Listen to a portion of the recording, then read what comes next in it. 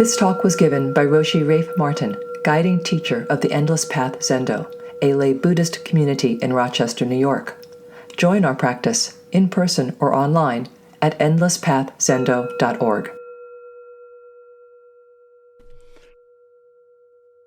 So today is February 15th, Saturday. On the traditional Mahayana calendar, tomorrow, the 16th, is the day of the Buddha's Parinirvana. And so this morning we have a half-day Zazen-kai in honor of the Buddha's final teaching and his entrance into death and the completion of his time here. It's a very important part of our understanding of the way of the Buddha. One thing it brings to mind for me is a sense of the importance of every life. Every life. To realize the impact that one person had on so many is pretty extraordinary. But then again, to realize that, look, economically, politically, we have very little power, we might say, individually. And yet, when we do Zazen and let all our self-centeredness fall away, we find that each one of us is the very center of the universe. And from this position, we can establish truth where we are. And as small as we individually are, this makes a huge difference in terms of things we'll never know, things we'll never figure out. In some ways, we may say the world, the universe, is much stranger than we may think. And connections are quite profound. When we have a chance at the end of the Tay show, hopefully, we'll turn the laptop and you'll see a reproduction of the very famous painting of the Buddha's Parinirvana.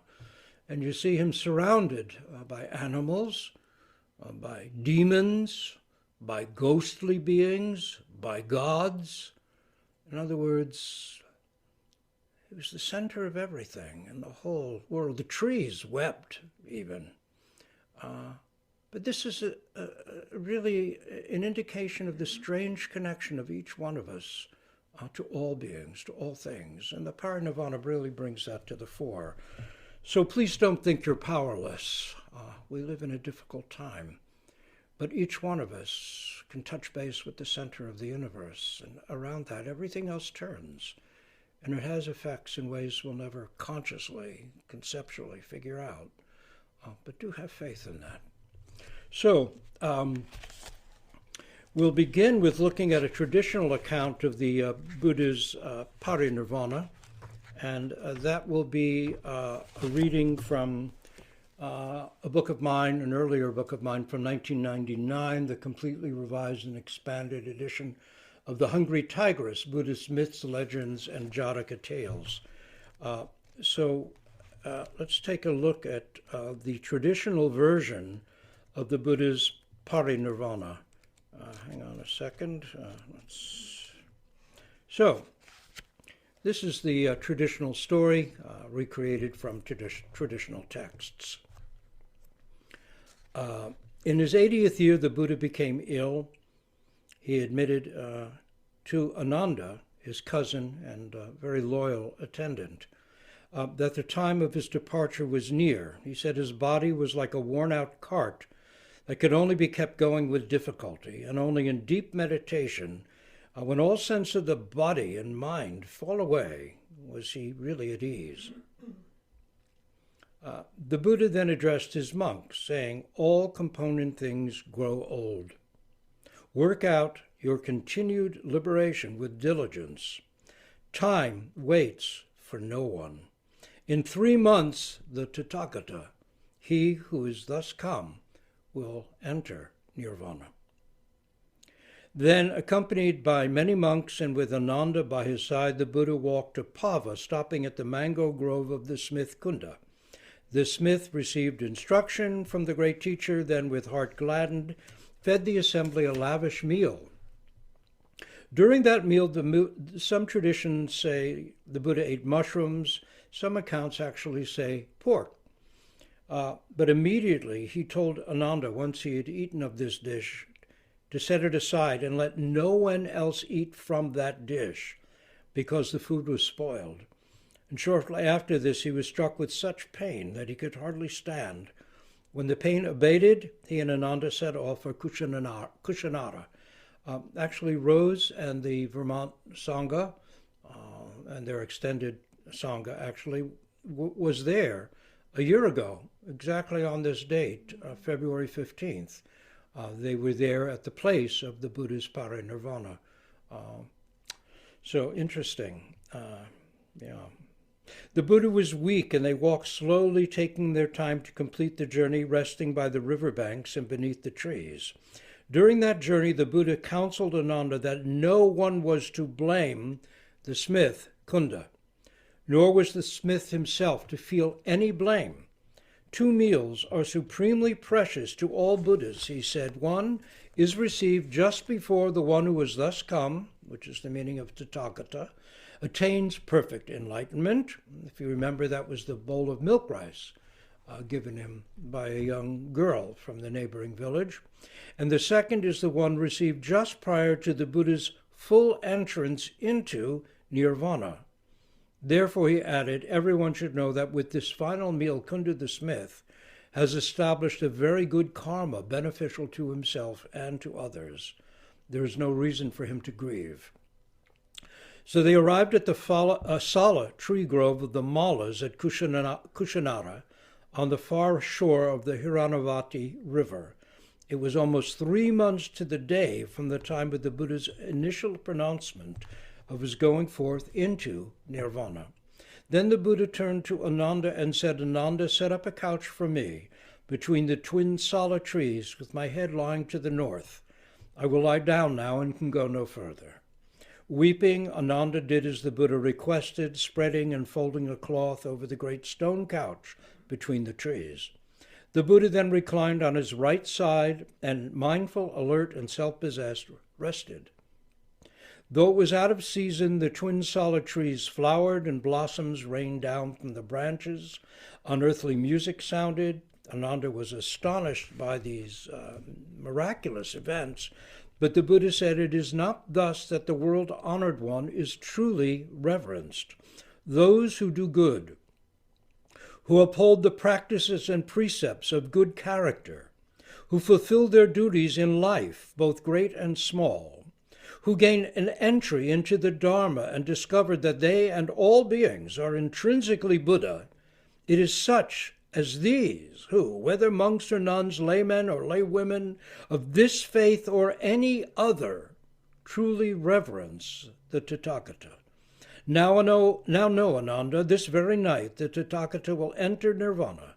There will be no more limited return in store for me, no further error or suffering. The birds grew very quiet and uttered no sound, sitting along the branches as if in trance. Ordained practitioners, advanced disciples, and beginners, their faces covered with tears, gathered in the grove as the light of the afternoon deepened and gathered. Go, Ananda, said the Buddha, and tell the Mallas that it is time. They will be stricken with grief if they are not permitted to attend me now before my nirvana. So then the Mallas came, their eyes streaming tears, and Ananda presented them to the reclining Buddha family by family. Then, anguish in their minds, they stood weeping among the trees of their own Sala grove. A lone truth-seeker named Subhadda, troubled with doubts, arrived, hoping to see the Buddha while time remained. But Ananda refused him an interview, saying, the Exalted One is growing weaker, friend. The hour is late. Do not trouble him now. But the Buddha, overhearing, asked that the wanderer, Subhadda, be admitted to him. Subhadda questioned the Buddha, and with the Buddha's replies, his doubts were resolved. He was admitted into the formal Sangha, the last disciple to be personally accepted by the Buddha.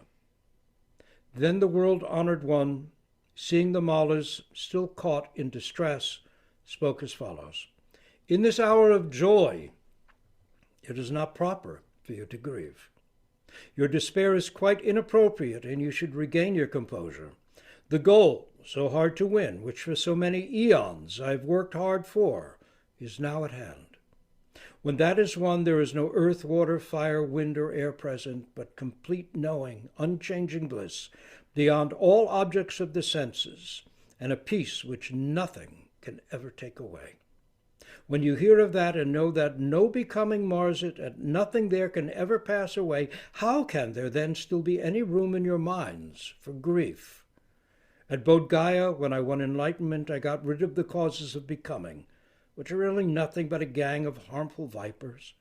Now the hour nears when I will also be freed of the body, the crystallization of my own thoughts and deeds arising from an endless past. Now that at last the frightful dangers of becoming are about to become extinct, now that they are to be blown out, like a candle's flame is blown out by the wind, and that is the literal meaning of the word nirvana. It means blown out.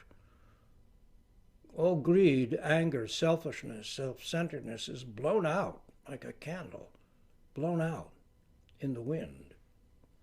Now that at last I emerge from the vast and endless suffering, is this really a time that you should grieve?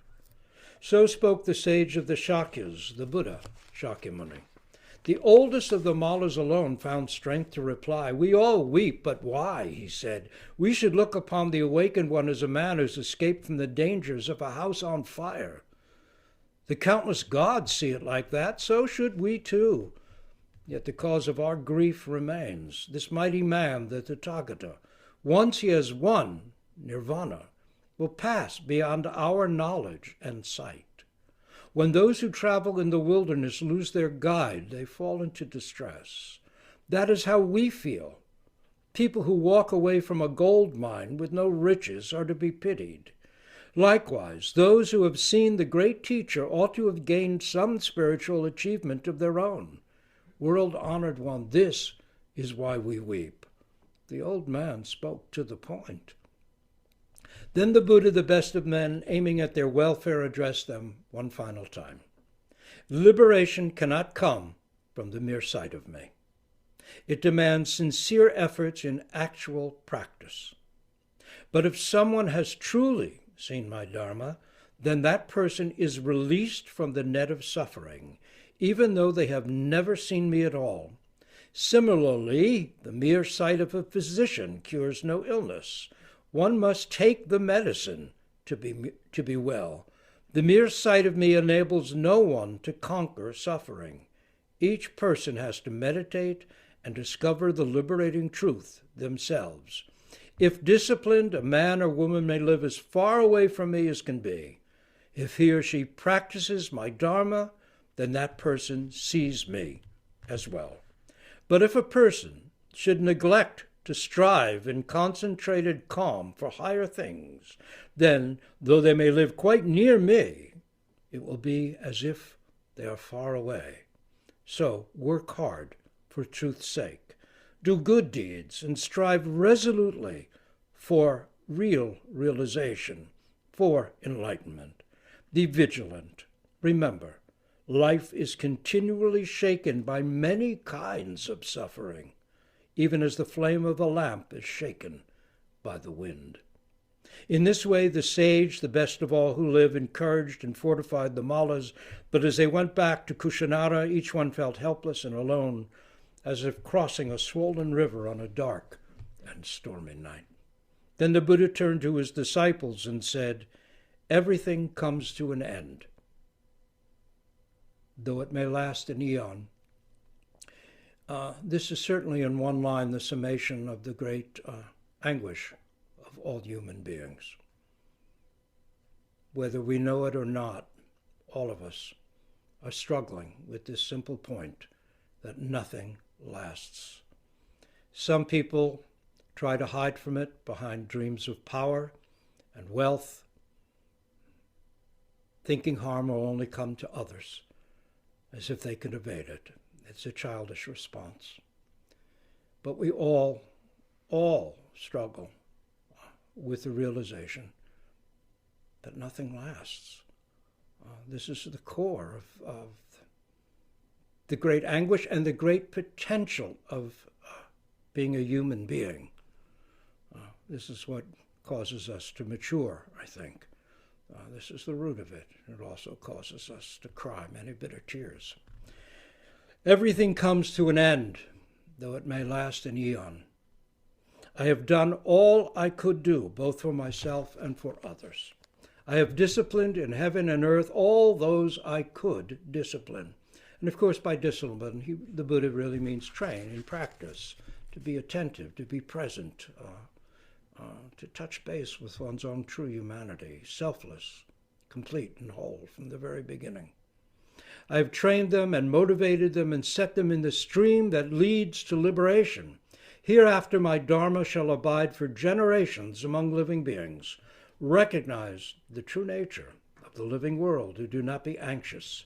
Separation cannot be avoided. All that lives is subject to this law. Yet strive from this day onwards that it shall be no more. When the light of wisdom has dispelled the darkness of ignorance, when all existence has been seen as without abiding substance, peace ensues when life draws to an end, a peace which seems to cure a long sickness at last. Everything, whether stationary or movable, is bound to perish in the end. Be mindful and vigilant. The time for my entry into nirvana has arrived. These are my last words. As the Buddha entered nirvana, and this is where myth really steps into the narrative, it said, the earth quivered, firebrands fell from the sky, rivers boiled, heavens were lit with fire, thunderbolts crashed, winds raged, the moon's light waned, and in spite of a cloudless sky, darkness spread everywhere.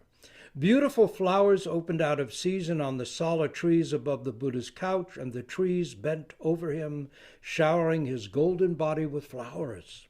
5-headed Nagas, great serpents, stood motionless in the sky, their eyes red with grief, their hoods closed as with deep devotion. They gazed on the body of the sage. The gods of the pure abodes remained composed, deep in their non-attachment to the things of this world. The kings of the Gandharvas and Nagas, as well as the Yakshas and Devas, who rejoice in the Dharma, all appeared in the sky, mourning and absorbed in the uttermost grief. The world, when the great sage had passed beyond, became like a mountain whose peak has been shattered, like a sky without a moon, like a pond whose lotuses the frost has withered. Only those who truly understood the deep import of the Buddha's teaching were not shaken to their depths. For like the Buddha himself, they knew well that it is the nature of all things to pass away. On the 7th day after the passing into nirvana, the body of the Buddha was borne to the shrine of the Mallas, where it was set upon a perfumed pyre and consigned to the flames.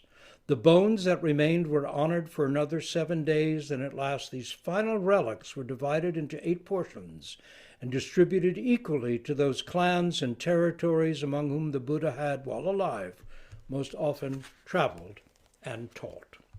Now, that's the traditional commentary or traditional presentation of the Buddha's passing, his death, the death of one person. So let's take a look at this from the perspective of practice. So to begin with, of course, let's be honest. As mentioned, death is our greatest difficulty.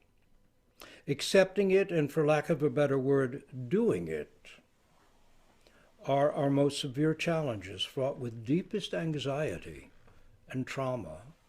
When you think of any of the things that may create anxiety in your life, behind them all is the sense of death. All challenges and difficulties in life stem from or circle around this primal one, finality. A personal realization of this can be devastating. I attended my mother in her dying. She was younger then than I am now, and I was younger then than my own children are at present. Yet I can still hear her final stunned and terrified words as the reality of it hit her, as the reality of it hit her. "Oh God," she exclaimed, "I am dying." It was that moment that she really realized what was happening, and it was a terrifying moment. By the way, I'm reading from A Zen Life of Buddha, a recent book of mine. To face head-on what, as Shakespeare wrote, ends this strange, eventful history, sans teeth, sans eyes, sans taste, sans everything. That's from As You Like It. Kind of ironic that those lines would be from As You Like It. It's more like As You Don't Like It, but there we are. This can be terribly hard. It's beyond everything and anything we can imagine. A lifetime of practicing, of learning to be fully present with what is, seeing through habitual unconscious identifications with an isolated, interior, small-minded sense of ourselves crouched down and terrified at that moment, is our best preparation. Roshi Kapleau liked Woody Allen's joke, "I don't mind dying, I just don't want to be there when it happens." He used to say, he almost had it there. What was missing? I think of the old saying, to gain a certain thing, you must become a certain person. But once you become that certain person, you may no longer need to gain that special thing. To gain a certain thing, you must become a certain person. But once you become that person, you may no longer need to gain that thing. Roshi Kapleau liked to repeat that. In short, Woody Allen could joke about it, but what about actually living it? Death is at the core of Zen because it is at the core of life. Hakuin wrote about the terrific virtue of what he called the Great Death, his version of Dogen's dropping body and mind and body dropped. It is a liberation, or liberation itself, he's referencing, the realization of samsara. This world is created by a wandering, inattentive mind as nirvana, the great perfection of vast wisdom, compassion, and non-self-centeredness. He is speaking about seeing through avidya, a Sanskrit word meaning primal ignorance, of our original non-dual nature. Hakuin is talking about dying to all that and all that rises from it. The Buddhist teaching is traditionally known as a poison drum. It means anyone who hears it is killed dead. Buddhist tradition says that's great news. Poison drum is what you're listening to. Boom, boom. Anyone who hears it is killed dead. It's not just an Eastern thing. In 1826 in London, William Blake signed a guest book with a beautiful drawing of a human figure stretched out as if reclining or flying, and surrounding this elegant form were the words, and he's holding a scroll, and on the scroll is written these words. William Blake, this was his signature in the guest book at some kind of salon in London in 1826. William Blake, who is very much delighted in being in good company, born November 28th, 1757 in London, and has died several times since. We have to wonder what the other guests at that gathering might have made of that. Oh yeah, there's William Blake again, off on his thing. Born November 28th, 1757, and has died several times since. Interestingly, in Japan in 1749, Zen master Hakuin wrote on the occasion of honoring a friend and student who had died, "Turning my head, a soaring Mount Fuji, capped with snow, its lower half flushed in the crimson glow of the rising sun. Hakuin's heir Torei, whose Bodhisattva vow we recite every morning in Sesshin, wrote about this, saying, 'These are lines whose point is grasped after you have died 2 or 3 times.' These are lines whose point is grasped after you have died 2 or 3 times. In reality, we are dying all the time. We call this ongoing, daily, minute-by-minute entrustment to reality our life. The Rolling Stones song Ruby Tuesday always struck me as charmingly profound with its line, if you remember Ruby Tuesday, a great song, "Dying all the time, lose your dreams, and you will lose your mind. Ain't life unkind?" Losing your mind, unkind? Maybe we should be shouting, "Hooray!" instead. I lost my mind. Hooray! Congratulations! For the Buddha, death was the activity of his complete entrance into nirvana, and it was known as his Parinirvana, his entrance, complete full entrance at last into nirvana. It was a total entrustment, a complete giving into the actuality of realization with nothing left over. Practice realization itself is an entrustment, which Dogen says releases birds to the sky, flowers to the spring, snow to the winter, us to ourselves. It is the sustained exertion or continuous practice of this moment, allowing everything to fully be without attempting to force it into accord with our own cherished hopes and expectations. When we release our clinging and accommodate reality as it is, the 10,000 things can step in and be us, which, as Dogen says, is intimacy or realization. Such dying is the essence of fullest living. Breath by breath, we entrust ourselves to the universe, to the elements that brought us forth, to our own thoughts and deeds, that is our karma, cause and effect, to our ancestors, the genes that brought us into this body and mind, our loved ones, to the planet, to the earth, to our children, to the mysterious affinities, which is what Aitken Roshi described to me as karma. The real meaning of karma in Japan is the mysterious affinities, the great web of life into which we're woven, moment by moment. It is the way of ripeness and completion. The morning of the Buddha's great realization, the morning star stepped in and realized itself as Buddha.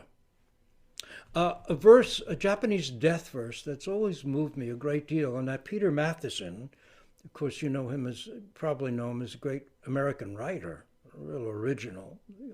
If you have never read The Snow Leopard, I certainly recommend it. He was also one of the founders of the Paris Review, had a very interesting life, and became a Zen teacher in the end. When he was ordained, he used this Japanese death verse from a noted poet in Japan, I believe, a couple of 100 years ago. He used that verse as his ordination verse, and this is how the verse goes.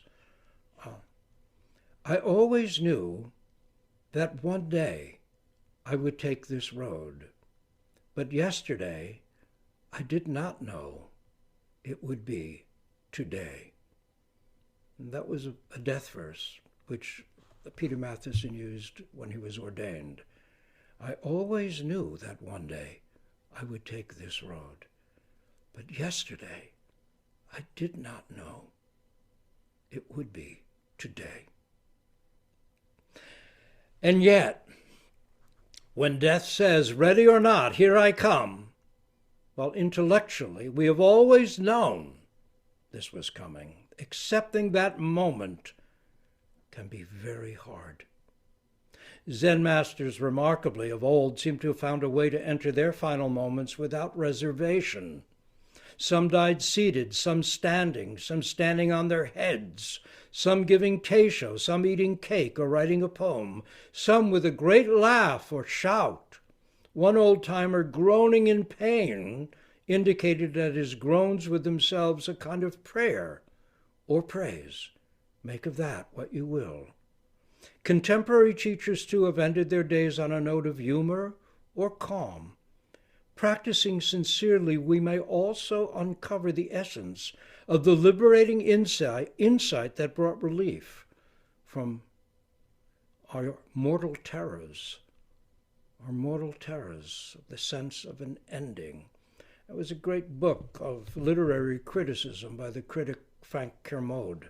I remember really being very moved by in my last year of graduate school many years ago, University of Toronto. The sense of an ending. There's always a sense, when a good book ends, the sense of an ending, you can feel it coming, and you wish that book would just continue on. How literature is built around the sense of an ending. That's what makes it work. It's so woven into the nature of our life, sometimes we hardly see it.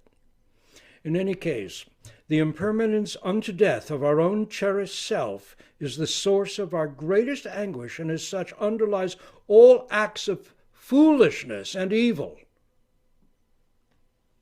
This impermanence unto death of our own cherished self drives people into acts of cowardice and selfishness and evil, as much into acts of nobility and outstanding courage and what it was, the word probity maybe, a stand beyond the self. But people who resist that completely end up turning completely into something else. It's so sad. In any case, we can be so terrified of impermanence that in seeking to protect ourselves, protect our precious fading selves, we can strike out, causing endless harm. That news is writ large these days. But perhaps it was always so. If you look at the history of the world, perhaps that's always been so. In light of this, the Buddha aimed his teaching at one target only. Let's be very clear about this. What is the whole purpose of the Buddha's teaching? It is the ending of suffering. That's the point. What does that really mean? The ending of suffering. Ending of the unnecessary pain we cause ourselves and others due to avidya, that fundamental ignorance of our own nature.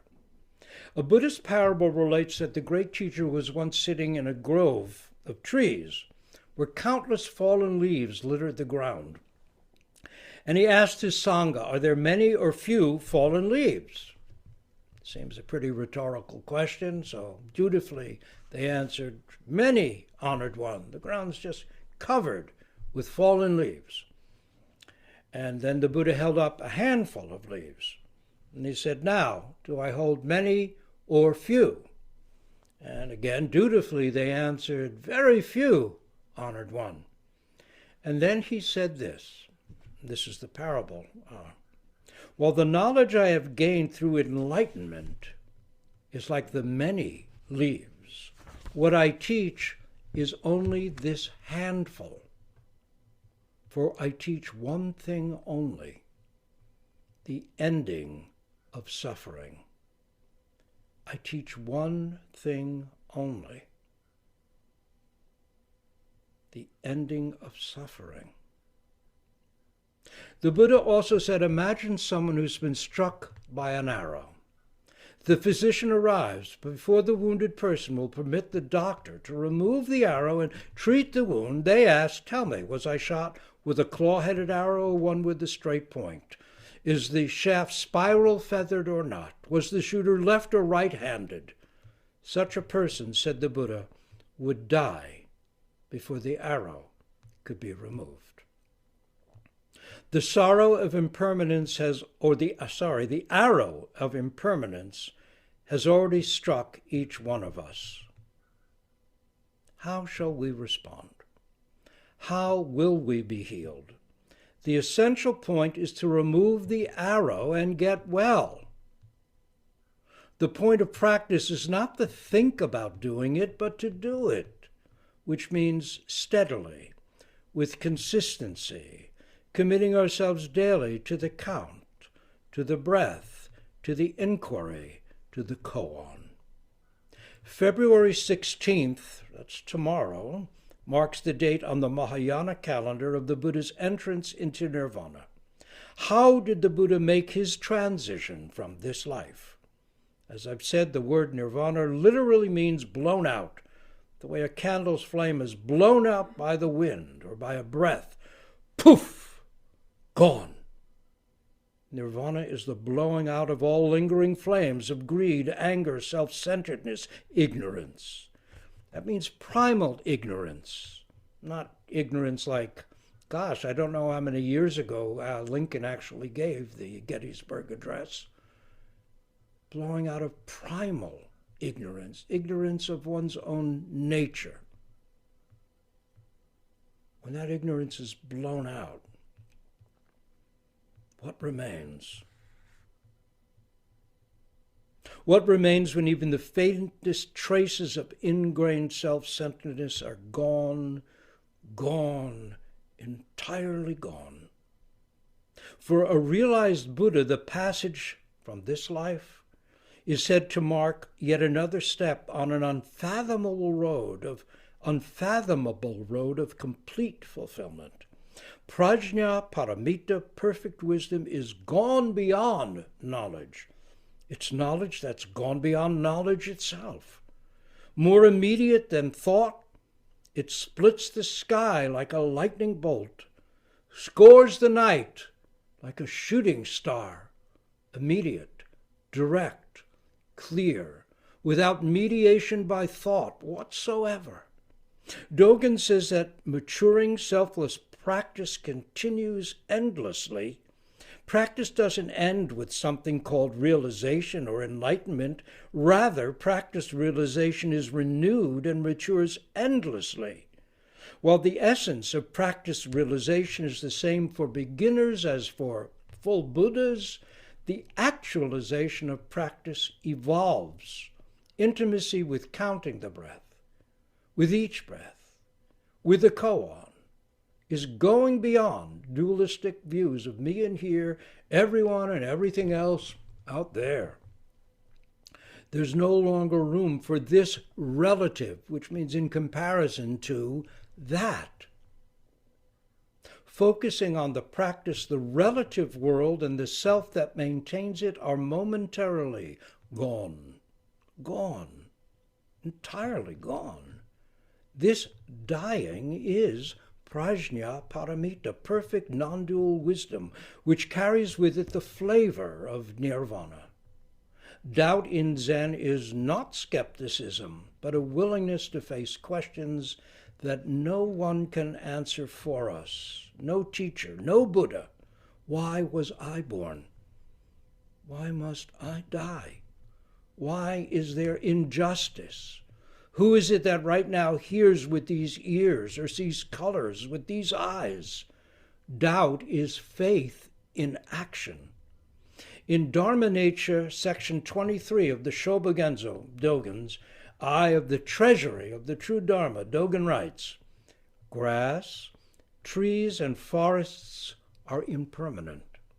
They are Buddha nature. Humans, things, body and mind are impermanent. They are Buddha nature. Unsurpassable complete enlightenment is impermanent, as it is Buddha nature. Great Parinirvana is Buddha nature, as it is impermanence. Great Buddha nature Great Parinirvana is Buddha nature, as it is impermanence. As for impermanence, we have this in our koan curriculum, Blue Cliff Record, case 29. A monk asked Da Sui, or Dai Sui, when the conflagration at the end of the kalpa sweeps through and the great cosmos is destroyed, I wonder, is this one destroyed or not? Dai Sui said, it will be destroyed. The monk said, will it be gone with everything else? Dai Sui said, it will be gone with everything else. Now, this can be taken as a Zen Buddhist version of tough love, but it can also be seen as a tender gift when the compulsive addiction to me and my falls away, when it is blown out like a candle's flame. What, then, is there? Dogen writes, what is the one thing that bodhisattvas guard? It is the aspiration for enlightenment. Bodhisattvas, great beings, always endeavor in the world, always endeavor to guard this aspiration for enlightenment, just as people in the world protect their only child. It's like a one-eyed person protecting the working eye, or people traveling in a vast wilderness protecting their guide. Bodhisattvas guard the aspiration for enlightenment in this way. Because bodhisattvas guard the aspiration for enlightenment, they attain unsurpassable, complete enlightenment. Because bodhisattvas attain unsurpassable, complete enlightenment, they embody consistency, enjoyment, freedom, and purity. This is unsurpassable, great Parinirvana. This is unsurpassable, great Parinirvana. That's from Shobogenzo, Eye of the True Dharma, section 70, Arousing the Aspiration for Enlightenment. World ages ago, countless lifetimes back, the Buddha was said to have been an ordinary person who one day awoke to a felt need for truth. After that, he worked at it, sometimes in happy, sometimes in difficult or challenging circumstances. Buddhist tradition says that it was only after lifetimes of such effort, countless failures and triumphs, that 2,500 years ago he at last awoke fully as the ex-prince Siddhartha Gautama, thereby becoming the realized Buddha Shakyamuni.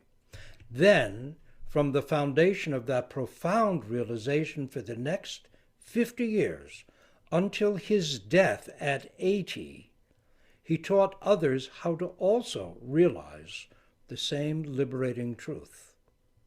Dying all the time, breath by breath, living, it turns out, is itself the unsurpassable great Parinirvana. The Buddha's teaching is what he does, not simply what he says. How he lives is how he guides us all. It is all of a piece, like a single length of unstained silk.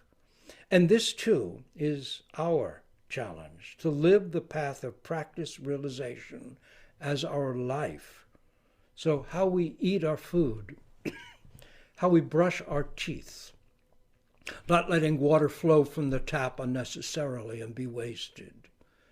How we walk through a room, and if we notice a light on unnecessarily, turn it off. How we tie our shoes. How we say good morning.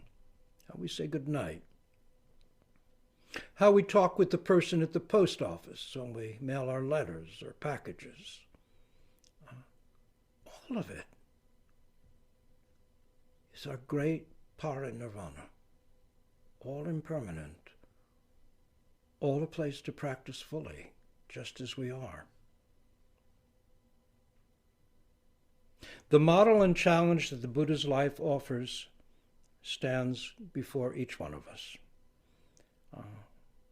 In our own Zen life of Buddha, we too can't simply talk about understanding like I'm doing here. Ultimately, we're called forth, each one of us, to demonstrate whatever understanding we might have or might not have, and not just in the formalities of a Doksan room before a teacher.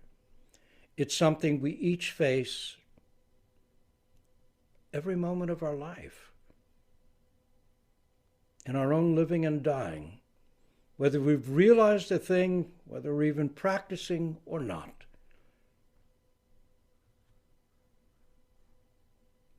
This is our life, and each moment of it is its final ending as well as simultaneously its fresh beginning.